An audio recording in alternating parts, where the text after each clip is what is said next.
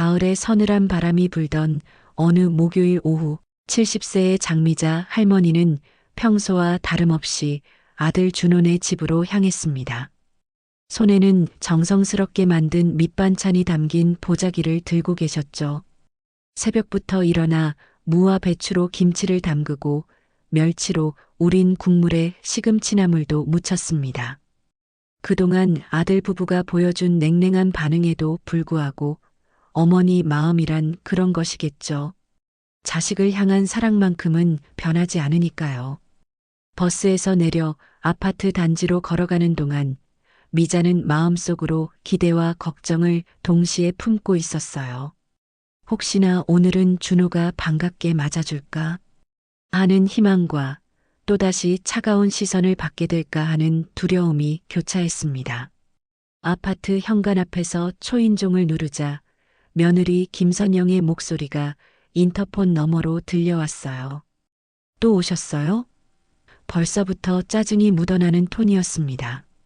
미자는 가슴 한편이 무거워지는 걸 느꼈지만 억지로 밝은 목소리를 만들어냈죠. 응, 선영아. 반찬 좀 가져왔어. 인터폰 너머로 들리는 한숨 소리가 미자의 마음을 더욱 무겁게 만들었어요. 문이 열리자 선영이 마지못해 길을 비켜줬습니다. 평소보다 더욱 차갑게 느껴지는 시선이었어요. 현관에서부터 이미 환영받지 못하고 있다는 기운이 역력했습니다. 거실에서는 준호가 소파에 앉아 텔레비전을 보고 있었는데 어머니가 들어와도 인사 한마디 없이 시선조차 돌리지 않았어요. 이런 분위기가 어제 오늘 일이 아니었지만 오늘따라 유난히 서늘하게 느껴졌습니다. 어머님, 요즘 자주 오시는 것 같은데요. 선영이 냉정한 목소리로 말했습니다. 미자는 부엌으로 가서 반찬을 냉장고에 넣으며 대답했죠. 그래, 그런가. 그냥 얼굴 보고 싶어서 그런 거야. 냉장고를 열어보니 지난번에 가져다 준 반찬들이 그대로 있었어요. 거의 손을 대지 않은 채로 말이죠. 미자의 마음이 더욱 쓸쓸해졌습니다. 하지만 선영의 다음 말은 미자의 가슴을 깊숙이 찔렀습니다. 솔직히 말씀드리면 돈도 없는 분이 왜 자꾸 오세요? 우리도 살기 바쁜데 부담스럽거든요. 그 말을 듣는 순간 미자의 손이 멈췄어요. 냉장고 문을 잡고 있던 손에 힘이 빠져나갔습니다. 수십 년을 살아오면서 이렇게 직접적으로 모욕을 당한 적은 처음이었거든요. 준호는 여전히 텔레비전만 바라보며 아내의 말을 묵인하고 있었습니다. 아니, 오히려 동조하는 것 같았어요. 미자는 천천히 돌아서며 말했어요. 그래, 알겠다. 목소리는 담담했지만 가슴속에서는 무언가가 차갑게 굳어가고 있었습니다.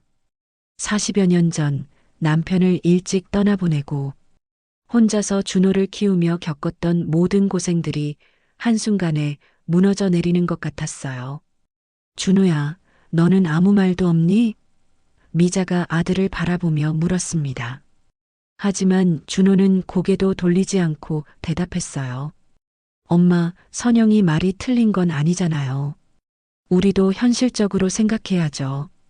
그 말을 듣는 순간 미자는 정말로 이 집에서 자신이 얼마나 짐스러운 존재인지 깨달았습니다. 집으로 돌아오는 길 미자는 걸음을 멈추고 하늘을 올려다봤습니다. 구름 사이로 스며드는 햇살을 바라보며 쓸쓸한 웃음을 지었죠. 마음속에는 서운함과 분노가 뒤섞여 있었어요. 자식을 위해 평생을 바쳐 살아온 인생이 이렇게 무시당해도 되는 건지, 정말 자신은 아무 쓸모없는 늙은이일 뿐인지 생각해 봤습니다. 하지만 미자에게는 아무도 모르는 비밀이 있었어요. 겉으로는 초라해 보였지만 사실 미자는 상당한 재산을 가지고 있었습니다. 새벽부터 밤늦게까지 일하며 번 돈으로 부동산을 하나둘 사들였고 조금씩 투자도 시작했었죠. 남들이 주식이나 부동산을 모를 때부터 꾸준히 공부하며 차곡차곡 재산을 불려왔던 거예요. 하지만 지금까지 그 사실을 아무에게도 말하지 않았어요. 자식이 돈 때문에 자신을 찾는 것이 아니라 진심으로 어머니를 그리워해서 찾아오길 바랐으니까요. 검소한 옷을 입고 버스를 타고 다니며 평범한 할머니인 척 살아왔던 것도 그 때문이었습니다. 그런데 오늘 선영의 말을 듣고 나니 그동안 자신이 얼마나 순진했는지 깨닫게 되었어요. 집에 도착해서 미자는 오랫동안 서랍 깊숙이 보관해둔 서류들을 꺼내봤습니다. 부동산 등기부등본, 주식계좌잔고 증명서, 예금 통장들이 차곡차곡 정리되어 있었어요. 수십 년간 한 푼, 두 푼 모아온 재산이었죠. 미자는 그 서류들을 바라보며 결심을 굳혔습니다. 이제는 진실을 말할 때가 되었다고 생각했어요. 더 이상 무시당하며 살 수는 없었거든요. 그로부터 일주일이 지난 어느 금요일 저녁, 미자는 다시 한번 준혼의 집을 찾았습니다. 이번에는 손에 아무것도 들지 않고 말이죠. 그냥 얼굴이나 한번 보고 가려던 참이었어요. 하지만 현관에서부터 안 좋은 기운이 감돌았습니다. 문을 열어준 준호의 표정이 평소보다 훨씬 차갑게 굳어 있었거든요. 엄마, 왜 또 왔어요? 준호의 목소리에는 피로감이 묻어났습니다. 미자는 어색하게 웃으며 대답했죠. 그냥 얼굴 좀 보고 가려고. 하지만 준호는 문턱에서 한 발짝도 비켜주지 않았어요. 거실에서는 선영이 소파에 앉아 이쪽을 날카롭게 쳐다보고 있었습니다. 엄마, 솔직히 말해도 될까요? 준호가 한숨을 쉬며 말했습니다. 미자의 가슴이 쿵 내려앉았어요. 아들의 표정에서 좋지 않은 말이 나올 것 같은 예감이 들었거든요. 뭐가 솔직한 말이야? 미자는 떨리는 목소리로 물었습니다. 준호는 잠시 머뭇거리다가 입을 열었어요. 물려줄 재산도 없으면서 자꾸 찾아오지 마세요. 그 말이 떨어지는 순간 미자의 세상이 순식간에 무너져 내렸습니다. 40여 년간 자식을 위해 살아온 인생이 한순간에 부정당한 것만 같았어요. 준호야. 미자의 입술이 파르르 떨렸습니다. 하지만 준호는 멈추지 않았어요. 엄마가 우리한테 줄 수 있는 게 뭐가 있어요? 반찬? 그것도 이제 부담이에요. 우리도 살기 바쁘고 아이들 교육비도 만만치 않거든요. 선영은 남편의 말에 고개를 끄덕이며 동조하고 있었습니다. 미자는 가슴이 찢어질 것 같은 아픔을 느꼈습니다. 준호가 어릴 때를 생각해 봤어요. 아버지 없이 자란 아이가 움츠러들지 않도록 얼마나 많은 사랑을 쏟았는지 대학 등록금을 마련하려고 밤새도록 일했던 날들이 주마등처럼 스쳐갔죠. 결혼할 때도 빈손으로 보내지 않으려고 얼마나 애썼는데 이제 와서 이런 말을 들어야 하다니요. 그래, 그렇구나. 미자는 겨우 그 말만 내뱉을 수 있었어요. 목이 메어서 더 이상 말이 나오지 않았습니다. 준호는 어머니의 상처받은 표정을 보면서도 마음을 바꾸지 않았어요. 엄마, 이해해 주세요. 우리도 현실적으로 생각해야 한다고요. 미자는 천천히 고개를 끄덕였습니다. 그리고 돌아서며 마지막으로 말했죠. 알겠다. 앞으로는 안 올게.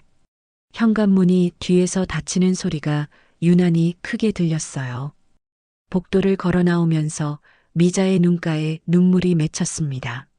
하지만 흘려보내지는 않았어요. 대신 그 상처를 마음 깊숙이 새겨 넣었죠. 집으로 돌아가는 길, 미자는 버스 정류장 벤치에 앉아 멍하니 하늘을 바라봤습니다. 석양이 지는 하늘이 붉게 물들어가고 있었어요. 마치 자신의 가슴 속에서 타오르는 분노의 색깔 같았습니다. 40여 년간 묻어둔 감정들이 한꺼번에 솟구쳐 올랐죠. 그때 문득 지난 날들이 생각났어요. 남편이 세상을 떠난 후 홀로 준호를 키우며 겪었던 어려움들, 새벽 4시에 일어나 시장에 나가 좌판을 벌였던 날들, 손님들에게 머리를 조아리며 물건을 팔았던 기억들이 선명하게 되살아났습니다. 그렇게 벌어들인 돈으로 하나둘씩 부동산을 사들이고 주식에도 투자하면서 차곡차곡 재산을 모았던 것이죠. 하지만 그 모든 것을 숨기고 살았어요. 자식이 돈 때문이 아니라 진심으로 어머니를 사랑해 주길 바랐으니까요. 그런데 결국 준호에게는 어머니가 가난한 늙은이로밖에 보이지 않았던 거예요. 물려줄 재산이 없다고 찾아오지 말라니 이보다 더 큰 모욕이 어디 있겠습니까? 미자는 주먹을 꽉 쥐었습니다. 손톱이 손바닥을 파고들 정도로 세게 말이죠. 마음속에서 차가운 결심이 솟아올랐어요.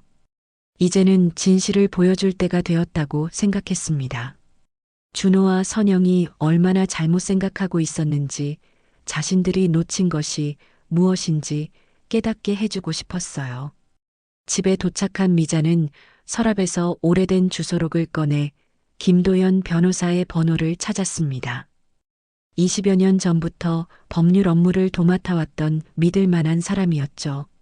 전화를 걸어 내일 사무실로 찾아가겠다고 말했어요. 이제는 모든 것을 정리할 때가 되었다는 생각이 들었습니다. 다음 날 토요일 오전 미자는 평소보다 일찍 일어나 단정하게 옷을 차려입었습니다.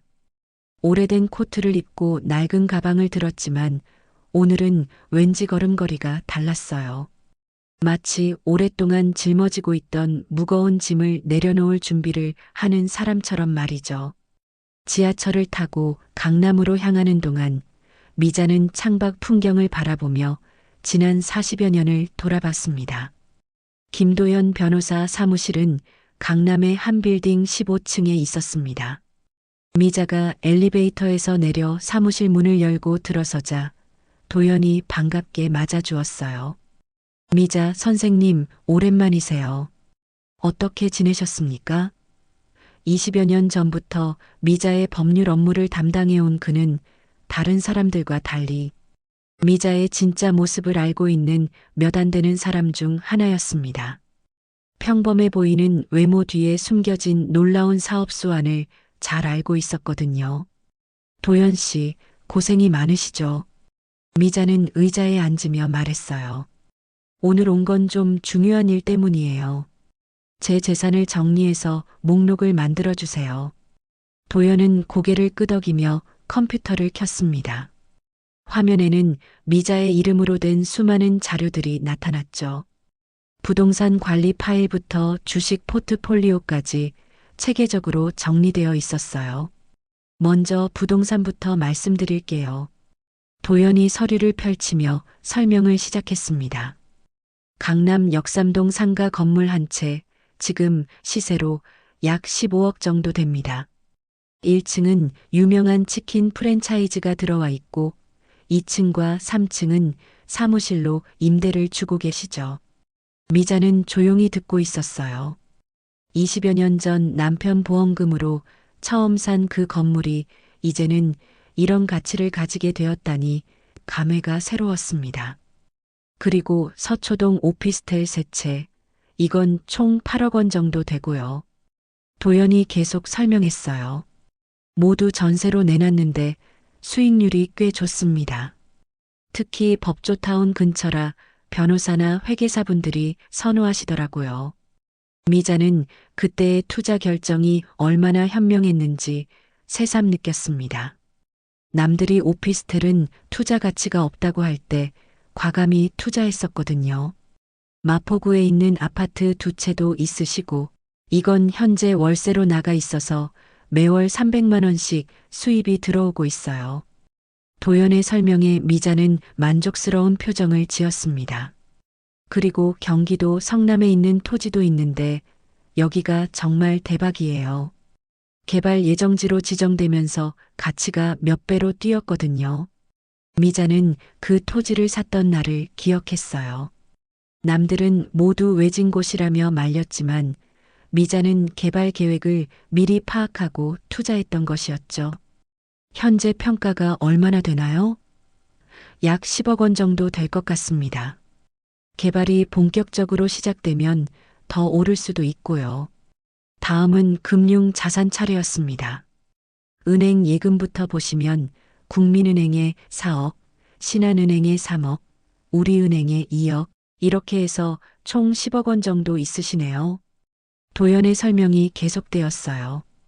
주식 포트폴리오를 보시면 태양전자 2,000주가 있어요.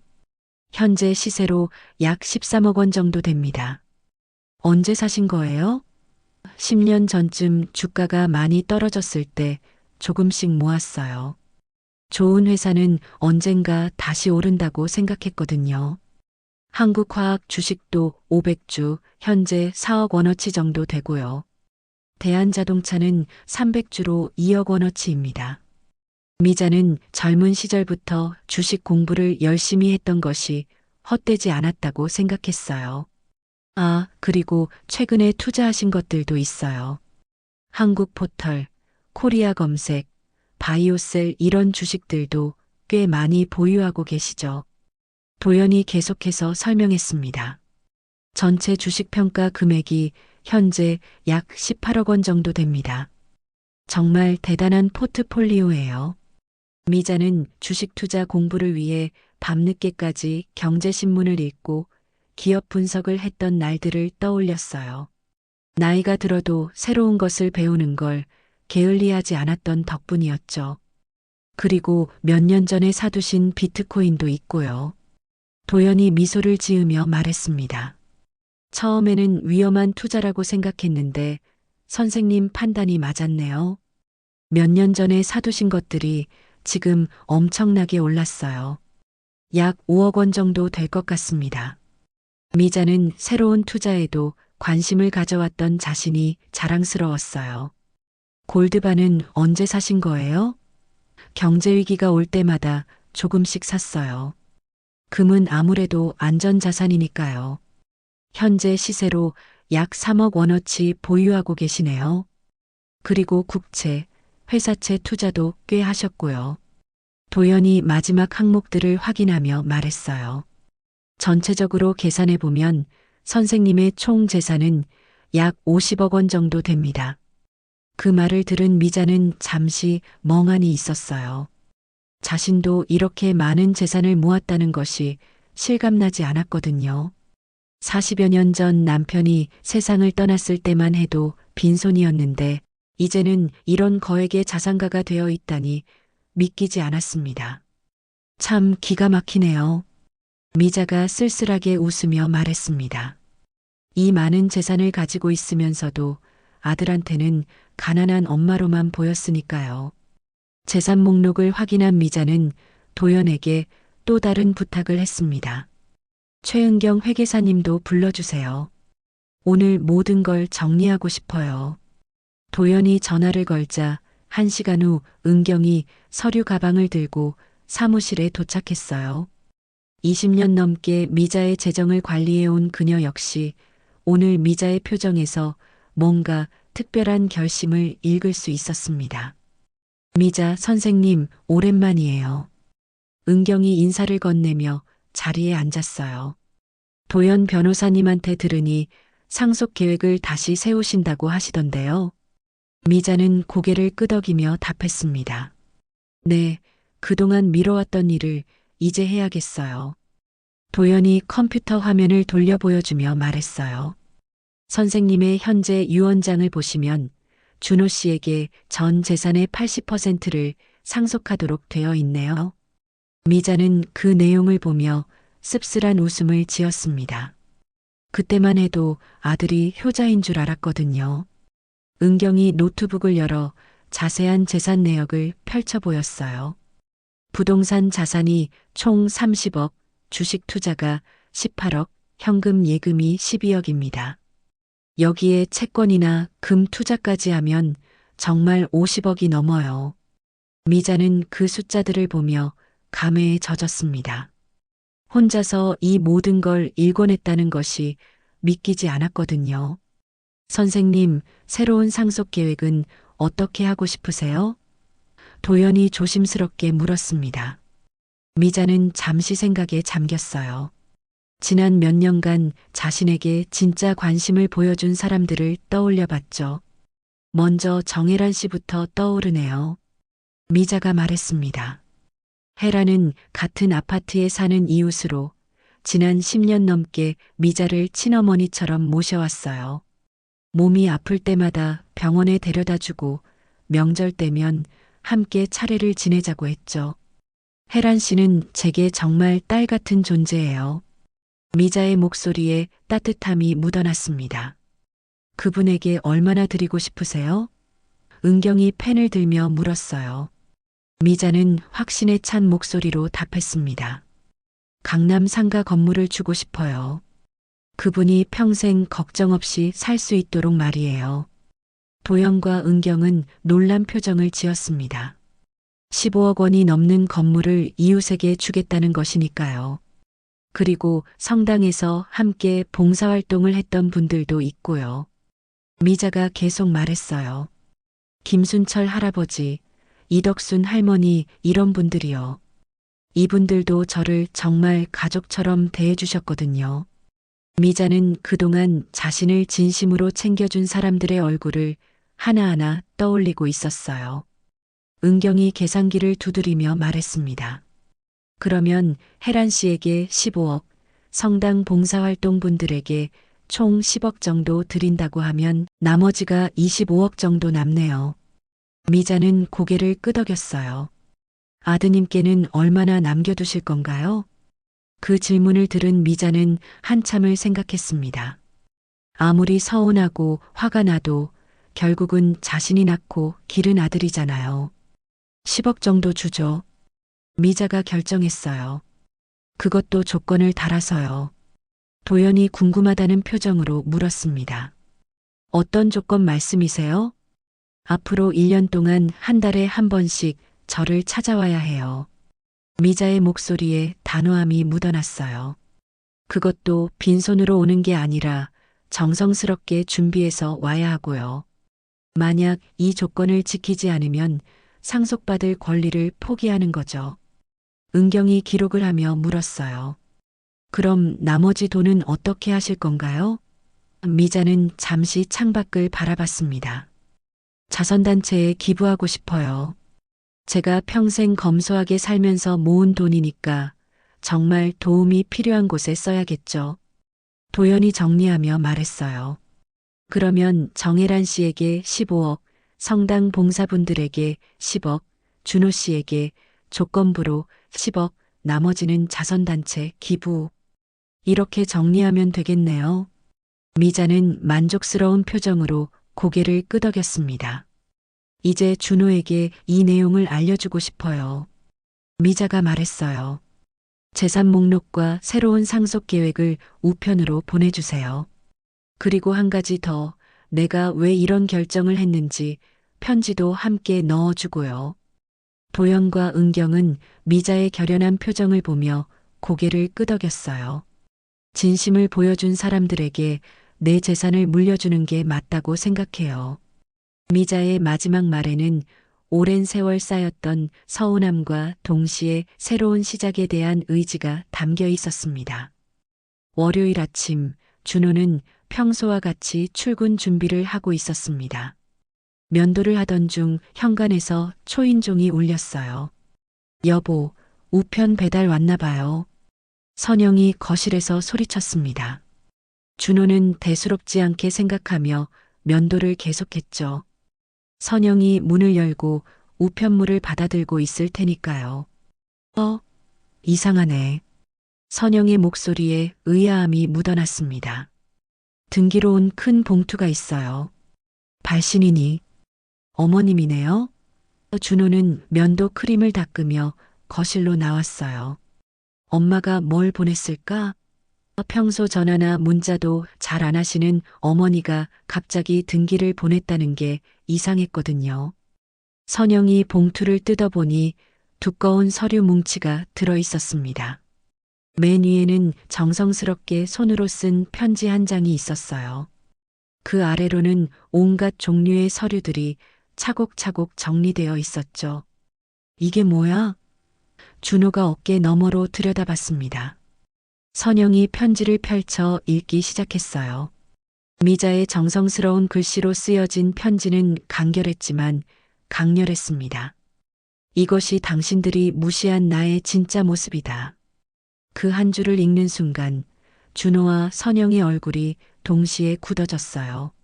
뭔가 심상치 않다는 느낌이 들었거든요. 밑에 있는 서류들을 보자. 준호가 편지를 치우고 그 아래 서류들을 살펴봤습니다. 첫 번째 서류는 부동산 등기부등본이었어요. 강남 역삼동 상가 건물. 선영이 놀란 목소리로 읽었습니다. 소유자가 장미자? 두 사람은 서로를 바라보며 당황했어요. 다음 페이지를 넘기자 더 많은 부동산 서류들이 나타났습니다. 서초동 오피스텔 등기부등본 3장, 마포구 아파트 등기부등본 2장, 성남시 토지 등기부등본까지. 모든 서류의 소유자 란에는 장미자라는 이름이 선명하게 적혀 있었어요. 이게 정말 어머님 거야? 선영의 목소리가 떨렸습니다. 준호는 말없이 다음 서류들을 확인했어요. 은행 통장 사본들이 나왔는데 그 잔고를 본 순간 두 사람의 입이 떡 벌어졌습니다. 10이요? 이게 진짜야? 여러 은행에 나누어 예금된 돈의 총합이 12억 원이 넘었거든요. 평소에 버스비도 아끼시던 어머니가 이런 거액을 가지고 계셨다는 게 믿기지 않았어요. 잠깐, 이것 좀 봐. 선영이 주식계좌 잔고 증명서를 가리켰습니다. 태양전자 주식 2,000주, 현재 평가 금액 13억 원. 한국화학, 대한자동차, 한국포털까지 다양한 대기업 주식들이 어머니 이름으로 되어 있었어요. 어머님이 주식 투자를 하신다고? 준호는 믿을 수 없다는 표정이었습니다. 서류를 넘길 때마다 더 큰 충격이 기다리고 있었어요. 비트코인 투자 내역서에는 약 5억 원 상당의 가상화폐가 기록되어 있었고 골드바 보관 증서도 있었습니다. 심지어 해외 펀드 투자 내역까지 있었죠. 도대체 어머님이 언제부터 이런 걸 하신 거야? 선영의 목소리에는 당황함이 가득했습니다. 마지막 페이지에는 김도연 변호사 사무소에서 작성한 재산 총액 정리서가 있었어요. 총 재산 52억 9천만 원. 그 숫자를 본 순간 준호는 소파에 주저앉았습니다. 며칠 전에 어머니에게 했던 말들이 머릿속에서 맴돌았어요. 물려줄 재산도 없으면서 이럴 수가. 선영도 마찬가지였습니다. 그동안 시어머니를 가난한 노인네로만 생각하고 무시했던 자신들의 행동이 얼마나 부끄러운지 깨닫게 되었어요. 돈 없는 분이 왜 자꾸 오세요? 라고 했던 자신의 말이 귓가에서 맴돌았습니다. 준호는 휴대폰을 집어들었어요. 어머니께 전화를 드려야겠다고 생각했거든요. 하지만 번호를 누르려던 손가락이 멈췄습니다. 지금 당장 전화를 드린다면 뭐라고 말해야 할지 모르겠더라고요. 미안하다는 말로는 부족할 것 같았어요. 여보, 우리가 큰 실수를 했나 봐요. 선영이 떨리는 목소리로 말했습니다. 그동안 시어머니에게 보인 차가운 태도들이 후회가 되기 시작했어요. 특히 지난주에 있었던 일은 더욱 그랬죠. 50억이 넘는 재산을 가진 분에게 물려줄 재산도 없다고 말한 것이니까요. 준호와 선영은 서류들을 다시 한번 천천히 살펴봤습니다. 어머니가 평생에 걸쳐 차곡차곡 모아온 재산의 흔적들이었어요. 그리고 그 모든 것을 숨기고 검소하게 사셨던 이유도 이제 알 것 같았습니다. 진정한 자식의 마음을 확인하고 싶으셨던 거죠. 재산 목록을 받은 다음 날 화요일 오후 미자는 평소와 같이 집에서 차를 마시며 책을 읽고 있었습니다. 그런데 갑자기 현관에서 초인종이 울렸어요. 인터폰을 통해 들리는 목소리는 준호였습니다. 엄마, 저예요. 준호요. 목소리가 평소와 달리 밝고 다정했어요. 미자는 의외라는 표정으로 문을 열어주었습니다. 엄마, 안녕하세요. 준호가 환한 미소를 지으며 인사했어요.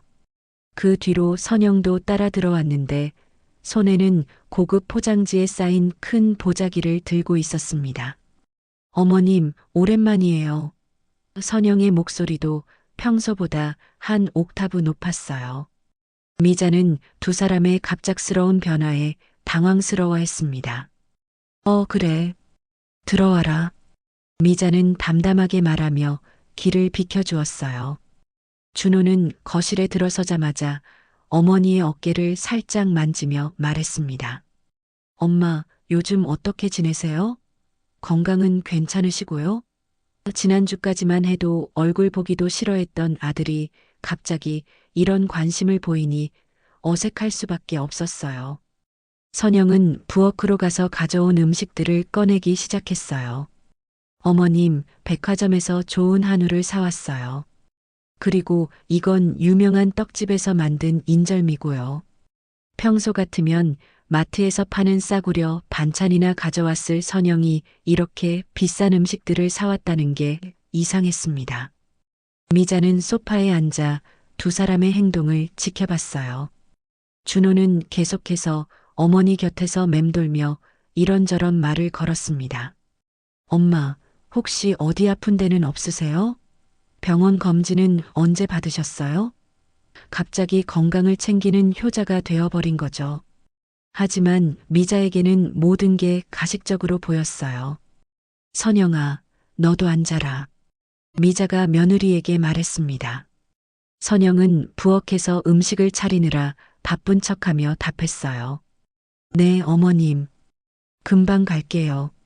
맛있는 거 많이 준비해 왔거든요. 평소 같으면 어머니가 가져온 반찬도 귀찮아했던 사람이 이제 와서 이런 정성을 보이다니 미자는 씁쓸한 미소를 지었습니다. 준호가 어머니 옆에 바짝 앉으며 말했어요. 엄마, 제가 그동안 너무 바빠서 자주 못 찾아뵌 것 같아요. 앞으로는 정말 자주 올게요. 며칠 전에 물려줄 재산도 없으면서 찾아오지 마세요라고 했던 그 입으로 이런 말을 하고 있으니 미자는 한숨이 나올 뿐이었어요.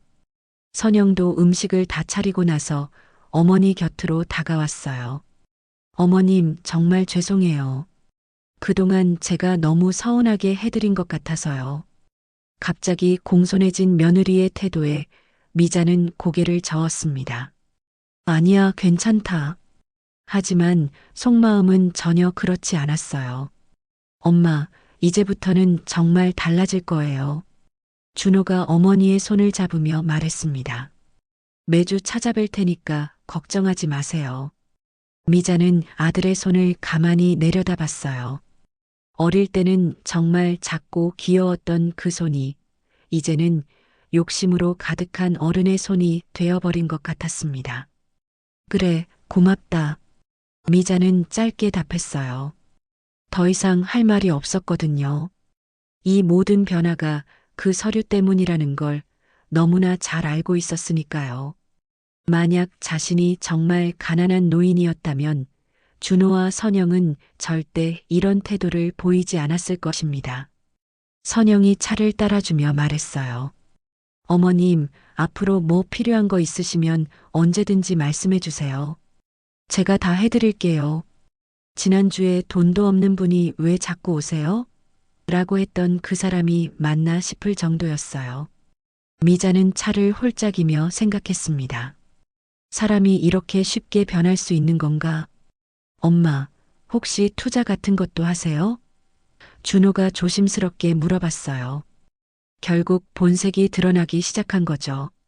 미자는 아들을 똑바로 쳐다보며 답했습니다. 왜? 궁금하냐? 준호는 당황하며 손을 흔들었어요. 아니에요. 그냥 궁금해서요. 미자는 두 사람의 얼굴을 번갈아 가며 봤어요. 며칠 전까지만 해도 자신을 무시하던 그 눈빛은 온데간데였고 이제는 계산적인 친절함만 남아 있었습니다. 돈을 알고 나서야 비로소 관심을 보이는 자식과 며느리를 보니 마음이 더욱 차가워졌어요. 많이 드세요, 어머님. 선영이 음식을 계속 권했습니다. 이 한우는 정말 비싼 거예요.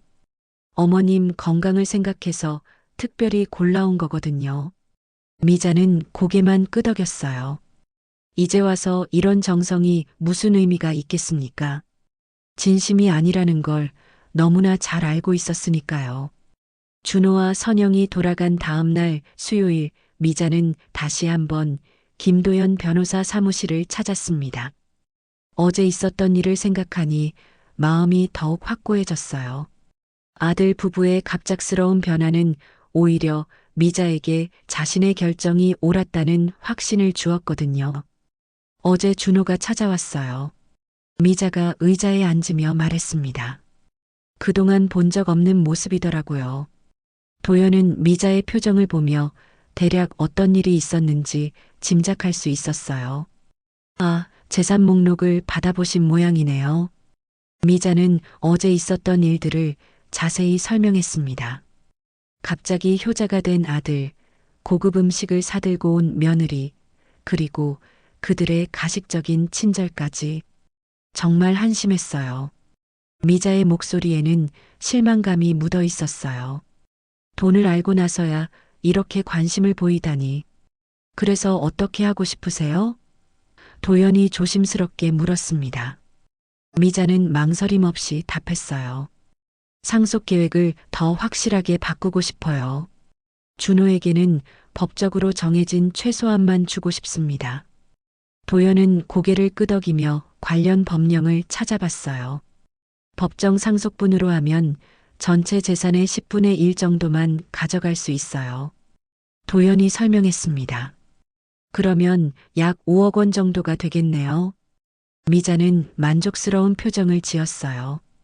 그리고 혜란 씨에게 줄 부분을 더 늘리고 싶어요. 미자가 계속 말했습니다. 강남 상가 건물 말고 서초동 오피스텔 한 채도 더 주고 싶거든요. 도연은 계산해보며 말했어요. 그러면 혜란 씨가 받을 부분이 총 20억 원 정도 되겠네요. 미자는 혜란을 생각하며 미소를 지었어요. 지난 10년간 친딸처럼 자신을 돌봐준 그 마음이 얼마나 고마운지 몰랐거든요.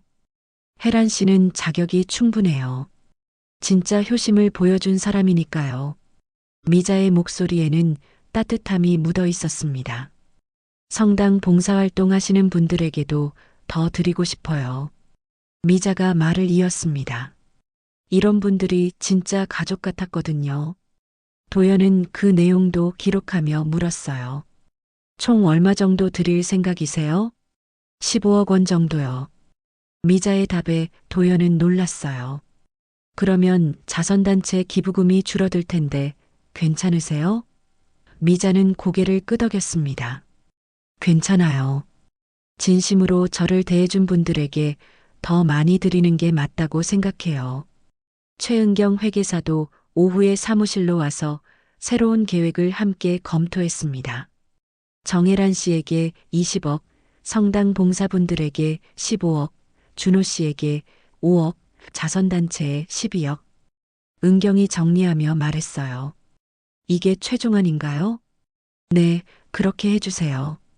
미자는 확신에 찬 목소리로 답했습니다. 그리고 한 가지 더, 준호에게는 이 내용을 당분간 알리지 마세요. 앞으로 1년 동안 그 친구의 진심을 더 지켜볼 거예요. 도연과 은경은 미자의 지혜로운 판단에 감탄했어요. 새로운 유언장 작성이 끝나고 미자는 창밖을 내다봤습니다. 석양이 지는 하늘이 붉게 물들어 있었어요. 마치 새로운 시작을 알리는 것 같았습니다. 이제 마음이 편해졌어요. 미자가 말했습니다. 그동안 너무 아들에게만 매달려 있었나 봐요. 선생님께서 현명한 결정을 하셨다고 생각해요. 도연이 말했습니다. 진정한 효심과 가짜 효심을 구분하실 줄 아시니까요. 미자는 쓸쓸한 미소를 지었어요. 이제야 알게 되었어요. 혈육이라고 해서 다 가족은 아니라는 걸 말이에요. 집으로 돌아가는 길, 미자는 마음속으로 조용히 말했습니다. 내 자식은 여기까지다. 더 이상 준호에게 기대하지 않겠다는 결심이었어요. 대신 진짜로 자신을 사랑해주는 사람들과 함께하는 인생을 살겠다고 다짐했습니다. 혜란이 사는 집 앞을 지나가다가 미자는 잠시 멈춰 섰어요. 창문에서 새어나오는 따뜻한 불빛을 보니 마음이 편해졌습니다. 내일은 혜란에게 좋은 소식을 전해줘야겠다고 생각했어요. 진짜 딸 같은 사람에게는 진짜 어머니가 되어주고 싶었거든요. 한 달 후 어느 목요일 오후 시민회관 기자회견장에는 생각보다 많은 사람들이 모여 있었습니다. 지역 신문사 기자들과 동네 주민들, 그리고 성당에서 함께 봉사활동을 하던 분들까지 자리를 채우고 있었어요. 미자는 단상 앞에 마련된 의자에 앉아 마이크를 앞으로 당겼습니다. 평생 이런 자리에 서보지 않았던 미자였지만 오늘만큼은 꼭 해야 할 말이 있었어요. 안녕하세요. 제 이름은 장미자입니다. 미자의 첫마디에 회견장이 조용해졌어요. 70년을 살아오면서 처음으로 이런 자리에 서게 되었네요. 오늘 여러분께 특별한 발표를 하려고 이 자리를 마련했습니다. 평소보다 단정하게 차려입은 미자의 모습에서는 결연한 의지가 느껴졌죠. 카메라들이 일제히 미자를 향해 돌아갔습니다. 저는 70년을 살아오면서 많은 것을 배웠습니다. 미자가 천천히 말하기 시작했어요.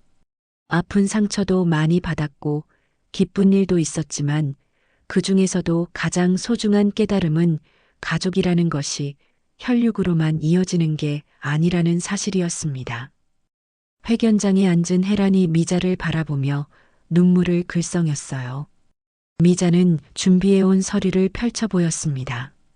제가 평생에 걸쳐 모은 재산이 약 50억 원입니다. 많은 분들이 놀라실 테지만 저는 지난 40여 년간 검소하게 살면서도 꾸준히 투자해 왔습니다. 회견장에서 웅성거림이 일어났어요. 평범한 할머니가 그런 거액을 소유하고 있었다는 사실이 믿기지 않았거든요. 남편을 일찍 여인 후 어린 아들 하나만 믿고 살아왔습니다. 미자의 목소리에 감정이 묻어났어요. 새벽 4시에 일어나 시장에 나가 장사를 했고 밤늦게까지 일하며 번 돈으로 조금씩 투자를 시작했어요. 아들이 좋은 교육을 받을 수 있도록 결혼할 때 부끄럽지 않도록 말이죠. 하지만 더 놀라운 것은 제 친아들이 저에게 한 말입니다.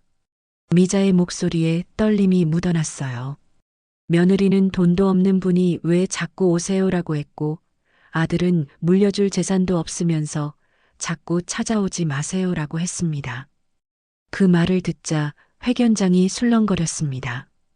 참석한 주민들은 믿을 수 없다는 표정을 지었어요. 준호와 선영은 집에서 텔레비전을 통해 이 장면을 지켜보고 있었습니다.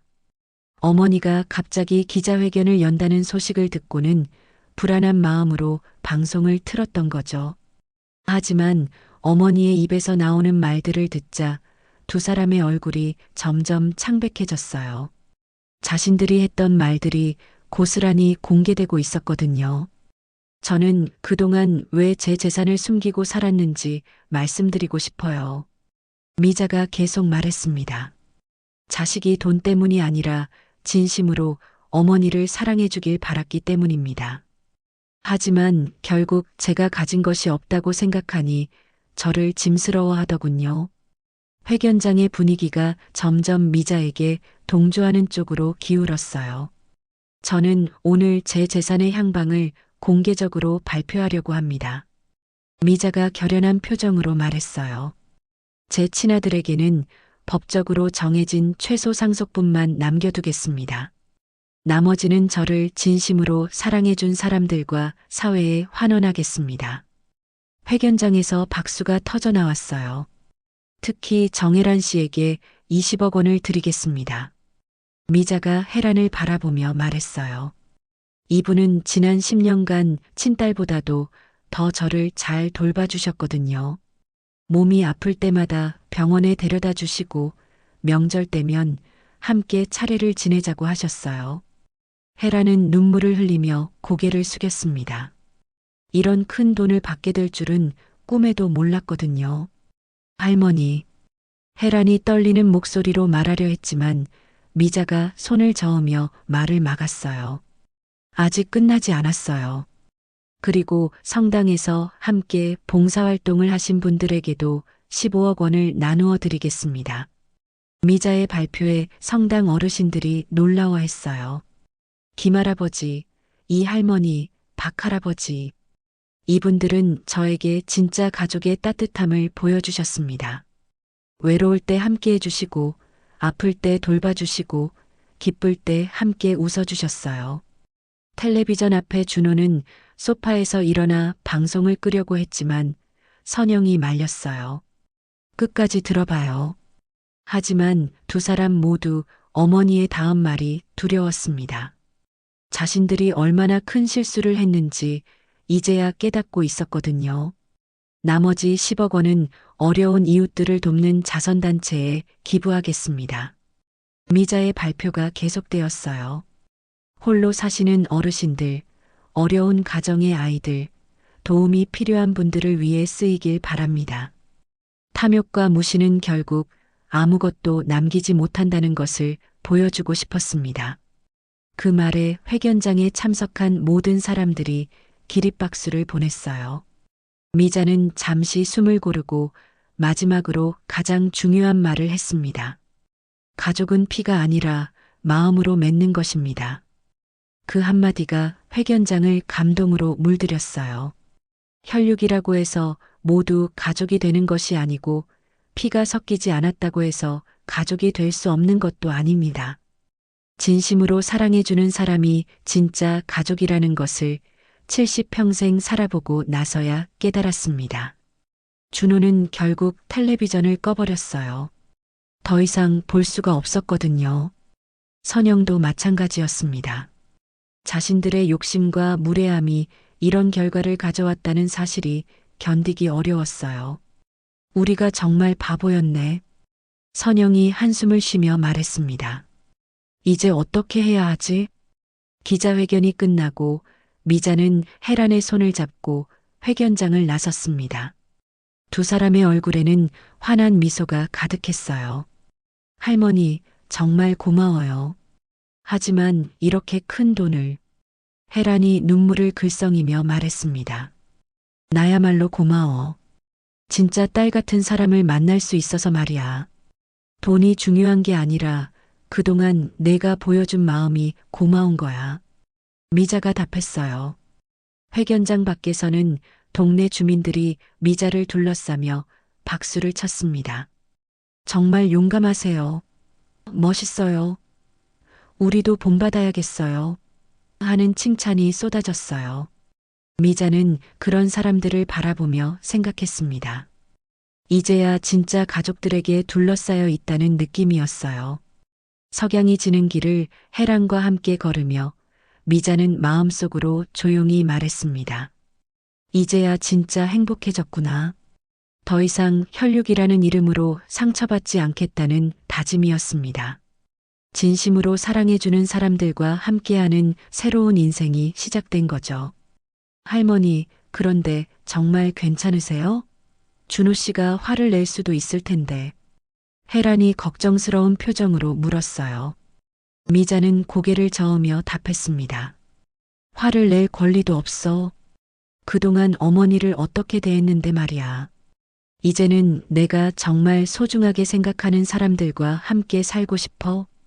집 근처 공원에 도착했을 때 성당에서 봉사활동을 함께 했던 어르신들이 기다리고 있었어요. 방송을 본 후 미자를 축하하러 온 것이었죠. 미자야, 정말 장하다. 김할아버지가 박수를 치며 말했어요. 우리도 그동안 내가 얼마나 힘들었을지 몰랐구나. 아니에요. 덕분에 진짜 가족이 누군지 알게 됐어요. 미자가 어르신들을 둘러보며 말했어요. 앞으로 더 자주 만나서 좋은 일들 많이 해요. 이 할머니가 미자의 손을 꼭 잡으며 말했습니다. 미자야, 내가 있어서 우리가 얼마나 든든한지 몰라. 앞으로도 계속 함께하자. 그날 저녁 미자는 혜란과 함께 동네 식당에서 저녁을 먹으며 미래 계획을 세웠어요. 혜란아, 이제 내가 걱정 없이 살 수 있게 됐으니 뭘 하고 싶어? 할머니, 저는 그냥 할머니랑 함께 있으면 행복해요. 봉사활동도 계속하고 어려운 이웃들 도우면서 살고 싶어요. 그래, 좋은 생각이야. 미자가 미소를 지으며 말했어요. 우리 함께 의미 있는 일들 많이 하자. 돈은 쓰는 사람에 따라 값어치가 달라지는 거니까. 두 사람은 앞으로의 계획들을 이야기하며 행복한 시간을 보냈어요. 한 달 후 미자의 이야기는 전국적으로 화제가 되었습니다. 많은 사람들이 미자의 용기에 박수를 보냈고 가족의 진정한 의미에 대해 다시 생각해 보게 되었어요. 미자는 이제 진짜 가족들과 함께 새로운 인생을 시작했고 자신의 결정을 한 번도 후회하지 않았습니다. 진정한 사랑과 효심이 무엇인지 보여준 미자의 이야기는 많은 이들에게 가족의 소중함을 일깨워주는 교훈이 되었습니다. 그리고 미자 자신도 비로소 진정한 행복을 찾을 수 있게 되었죠.